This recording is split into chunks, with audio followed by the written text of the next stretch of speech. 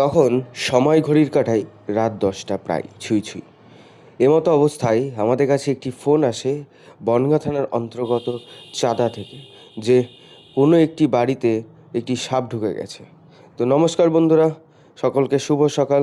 আজকের ঘটনাটি আমরা তুলে ধরছি বনগাঁ থানার অন্তর্গত চাঁদা এলাকার একটি বাড়ি থেকে।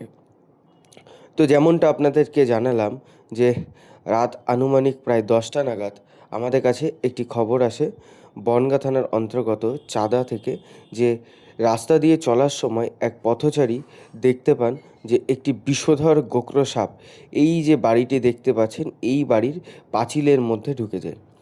তো আমরা ঘটনাস্থলে পৌঁছে যেটা দেখতে পাই যে পাঁচিলটি এমনভাবে ঘরের থেকে এতটা কম ডিস্টেন্সে আছে যে সেখান থেকে সাপ দেখলেও বের করা পসিবল নয়।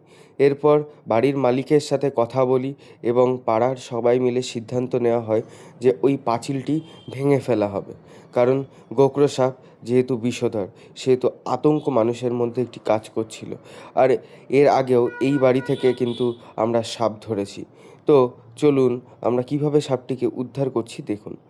তো আমরা প্রথমে সাপটিকে দেখতে পাই একটি গর্তের ভেতরে। পাঁচিল ভাঙার পর এই পাঁচিল আর বাড়ির ভেতরে একটি ছোট্ট ফাঁকা জায়গা যেখানে গর্ত, সেই গর্তের ভেতরেই এই তীব্র বিষধর নিউরোটক্সিন ভেনামযুক্ত গোকর সাপটি এখানে রয়েছে। তো আমরা সাপটি বের করার পর কিছু একটা দেখে বা সাপটির অঙ্গভঙ্গি দেখে আমরা বুঝতে পাই যে কিছু না কিছু একটা ঘটেছে। তখন আমরা তাদেরকে জিজ্ঞাসা করি যে এখানে কি কোনো কার্বলিক অ্যাসিড বা কোনো কেমিক্যাল জাতীয় কিছু দিয়েছেন? তার কারণ সাপটি উদ্ধারের পর আমরা দেখতে পাই সাপটির বডি রীতিমতো কাঁপছে। তো সন্দেহ ঠিক প্রমাণিত হয়। তারা বলে যে সাপটিকে আমরা বার করার জন্য ওখানে কেরোসিন তেল দিই, আর সেই কেরোসিন তেলই সাপের গায়ে লেগেছে। তো সবাইকে একটাই অনুরোধ করব, সাপ কিন্তু গন্ধ শুঁকতে পারে না। আর এই কেরোসিন তেল বা কার্বলিক অ্যাসিড এই জাতীয় কোনো কেমিক্যাল যদি সাপের গায়ে লাগে তাহলে সাপ কিন্তু মারা যেতে পারে।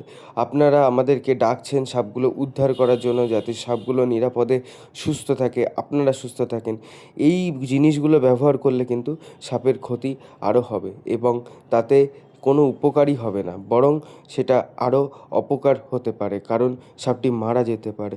তো এই ধরনের কুসংস্কার থেকে দূরে থাকুন, সবাই সুস্থ থাকুন, ভালো থাকুন। আর কাউকে সাপে কামড়ালে যত দ্রুত সম্ভব নিকটবর্তী হসপিটাল বা স্বাস্থ্যকেন্দ্রে পৌঁছাবেন। ধন্যবাদ, সবাই ভালো থাকবেন।